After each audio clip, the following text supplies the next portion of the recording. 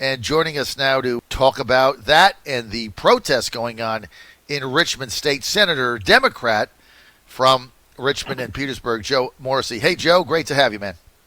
Hey, good morning, John. It's a pleasure and an honor to be on your show. And listen, kudos to your rapidly expanding media empire for adding the Virginia Star to your news segment. That's terrific. Well, Joe, we've got your commentary up today. You don't want to miss that. Joe had written an op-ed. This is one of the reasons why we started this paper. So just to give everybody the flavor of what happened with the Richmond Times-Dispatch, Joe Morrissey is a Democratic elected state senator in Richmond. Joe did an op-ed on the protests and riots going on downtown. The Richmond Times-Dispatch, it was like 600 or 700 words. The Richmond Times-Dispatch refused to print it as an op-ed. They said they can print it as a 250-word letter to the editor, which would have defeated the purpose of it. Joe said no. Why didn't they print it? Well, they didn't print it because it didn't fit the Richmond Times-Dispatch's narrative, which is protesters are good and peaceful, cops are bad. So it didn't fit their narrative, so they don't print it. We printed it, and it's in our commentary section. But, Joe, I want to start with that. We've got Richmond burning down, and Stoney's doing nothing except telling the governor his number one priority is to legalize weed. What is going on with this guy? Well, let me address your first point regarding the Richmond Times-Dispatch failure to print an op-ed piece of mine. And the important point is not that I wrote an op-ed and they didn't print mine, and that's their right. It goes far deeper than that. There are people that are embedding themselves in this protest movement. They are destroying private property, smashing hundreds of thousands of dollars worth of windows at VCU, the John Marshall Courts building. They've caused the closing of the building. They have burned $75,000 public municipal automobiles, trash trucks. They've destroyed and defaced not just monuments, but those people's cars and homes on Monument Avenue. And this RTD, in its own editorial, screamed out, why aren't certain public officials taking a stand? Well, I did. I said the peaceful protesters should be able to protest as long and as loud as they want. But if you're involving yourself in violence, destroying other people's property, burning, looting, etc., then you need to be arrested, you need to be prosecuted, you need to be incarcerated. And they didn't print that. They said, well, you can do it as a 250-word letter to the editor. And here's the point. I am a sitting state senator in Richmond. The RTD and I do not get along. But they decided not to disseminate that information after calling on politicians to take a stand. Does that make sense? And they need to be called out on it, and they are right now. And I'm going to continue to do it. No, but look, why? I mean, you're a state senator. They said, why isn't anybody doing anything? You did something, and then they don't print your op-ed because they don't like you, because I tell you why. Because that was just a ploy. They're now totally respondent to the far left-wing narrative that protesters are good, cops are bad. And so your particular essay, your op-ed, which was fact-based, because that's why we published it, which was fact-based, didn't fit their narrative. So they just don't bother to put it in. And by the way, does everyone know what op-ed means? It means opposite editorial. That's the purpose of it. So they call on people to do something. You're the one that steps up, and then they don't run your op-ed fake news. Yeah, very disappointing, because you cannot hold yourself out as a instrument of the media, i.e. the op-ed page of the RTD, without giving,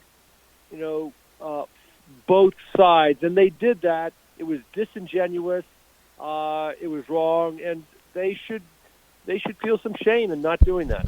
Now, Joe, in full disclosure, we're with State Senator, Democrat, Richmond, Petersburg, Virginia, Joe Morrissey. Full disclosure, you are pursuing a lawsuit with them, right? I am. Yes, I am. Okay. So just in full disclosure, you're suing Sure. them for what, Joe?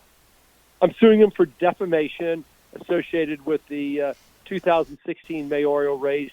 In the final weeks of that, 2 weeks of that campaign, they printed false stories, accusations, and a narrative that caused me to lose the mayoral race because they didn't want me to become mayor. And we're going to expose everything that occurred and, let the chips fall where they may. Right. So you're suing them, but so then they retaliate by not printing your op-ed.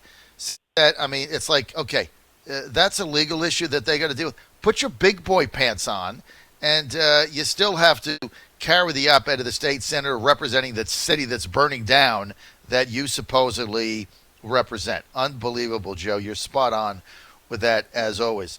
Okay. I wonder if Jennifer McClellan or Ghazala Hashmi, two other state senators that represent portions of Richmond, had written that op-ed, would it have been there? Of course it would have been printed. But just because I don't, genuflect at the altar of the RTD doesn't mean that you don't print, a sitting state senator's strong position on these violent protesters. Go figure, John. And I want to thank the Virginia Star for printing it. That's why. The progress. That's why I started this, Joe. Printed it. Yeah. That's why I started this company, the Virginia Star, and one of the reasons is because of what the Richmond Times dispatched it to you. This was once a proud newspaper. I used to work there a while back.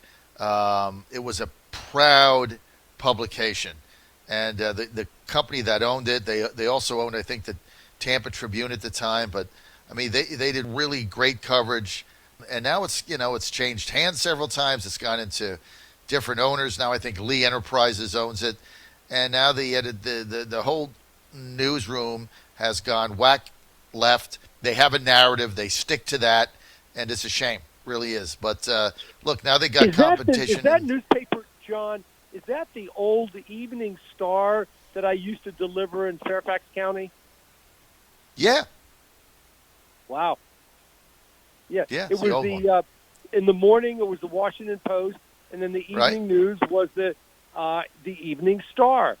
That's and right. I delivered that paper. See, there you go. Everything in life comes around. Joe, let's talk about LeVar Stoney. He's the mayor, worst mayor ever.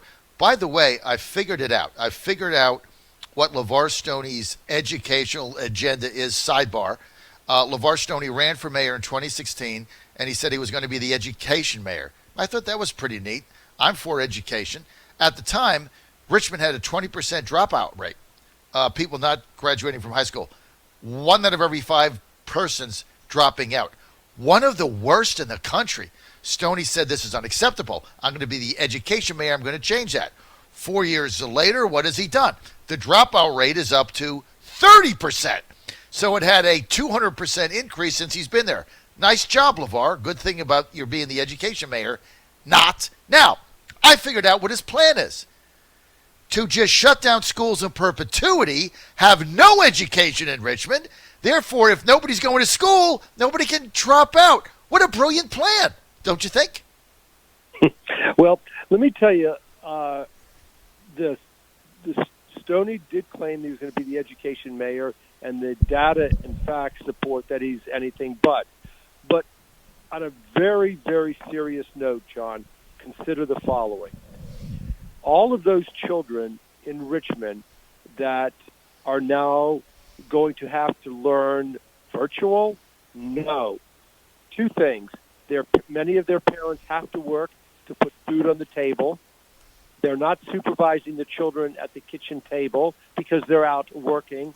And kids, young children, if they don't have to be in school, they're not going to be. The best day in their life is when it's a snow day and they don't have to go to school.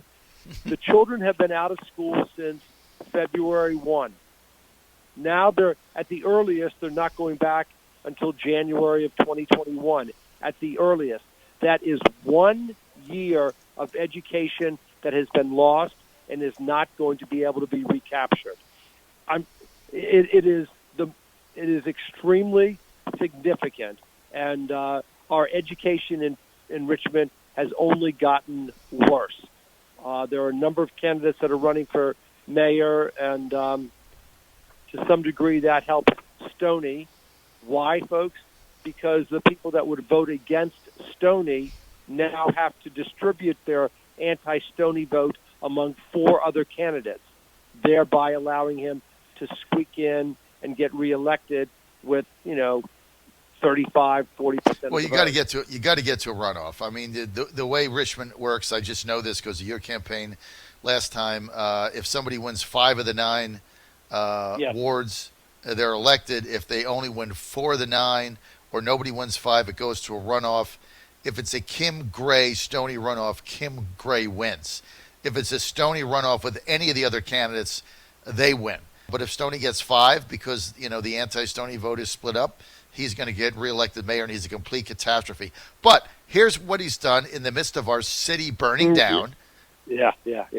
His top priority, he sends a letter to the governor and to Caucus of the Corn and to Dick Saslaw, and he says his number 1 priority as Richmond burns to the ground is we need to legalize pot. So Stoney, his answer for Richmond is everybody gets stoned. What is up with this guy? Let's distill it down to the following. Last year, 13 legislators, including myself, introduced legislation to legalize marijuana in Virginia. We didn't go that far, but we got to decriminalization. During that debate that raged in the Virginia General Assembly, many, many stakeholders got involved. And many Republicans also said, we need to decriminalize or legalize marijuana. That's fine. 13 legislators introduced bills, and many people got involved. Do you know who was silent, who said absolutely nothing during the 2020 session? No. Stoney. Not a pipe out of him. Why? Because he was trying to control his white voter base in Richmond, who might not like legalization of marijuana, so he said nothing. Now, with his political career shattered, the white base has evaporated. In order to get reelected mayor, he's got to build up his black base. What does he do? He sends a letter to the governor, to the Legislative Black Caucus, telling legislators you need to legalize marijuana. I mean, it is so transparent. It is so disingenuous. Let me just say this to the mayor. How about you stay in your own lane? Why don't you fix problems in your municipality, the city of Richmond that we love? Fix the infrastructure. Construct schools. Increase pay for first responders. Improve the rate of graduation, the graduation rate, matriculation rate from high school. Pick up the trash and plow the snow in timely fashion and fix those damn potholes. Do that first before you start weighing in on General Assembly doings. It reminded me of this, John, when Stoney, who has no vote in the General Assembly, writes to the governor telling him about marijuana. It's kind of like me, who was a very, very good 90-pound Annandale Bulldog quarterback back in the 70s. I was a good Little League quarterback, writing Bill Belichick right now and telling him how to run his offense sans Tom Brady. It's like, really? Yeah. You're going to be giving Bill Belichick advice? Stoney, really? You're going to be giving the governor and legislators and the Legislative Black Caucus advice on legislation? Really? You've done such a wonderful job dealing with the Richmond protesters. Such a splendid job. You're now going to segue into legislation in the Virginia General Assembly. Too funny. As my 7-year-old would say, please, Daddy. I agree with you. Okay. Kamala Harris, what do you think? Very surprised that Kamala was the choice. As California's Attorney General, she failed to support a bill that would have required her office to investigate police shootings. That's a check mark against her. She was a fierce advocate for anti-truancy laws that led to the prosecution and even jail time of parents whose children were truant. She was criticized Biden for his support of two segregationist senators, and she criticized his opposition to busing. She just the most visual moment was in the first debate when she took on Biden and said, "You opposed busing, and I was that little girl that was bused in California." Really surprised that she took her, John. I thought that it would have been. I thought he boxed himself in by saying ahead of time who he had to choose, and I thought there were some better candidates out there. Listen, you're not going to get another Democrat in the country or the state that will criticize another Democrat, but I just call it the way it is. Joe Morrissey, calling it like it is, as always. Joe, good luck in your special session tomorrow. We'll have you back on Wednesday or Thursday for a recap, and thanks for all you do. Thanks for writing that op-ed. It's up on the Virginia Star. Go to thevirginiastar.com. Go to the commentary section. Morrissey's letter is there. His op-ed is there, along with his letter back to the Richmond Times-Dispatch that he sent to them, blasting them for not printing it. So, Joe, it's all up there in the spirit of complete transparency. We've got all your stuff up. So thank you for doing that, and thank you for all you do. Joe Morrissey, Democrat, State Senator, Richmond, Petersburg. You're on the John Fredericks Radio Network. You can read his commentary. Just go to thevirginiastar.com.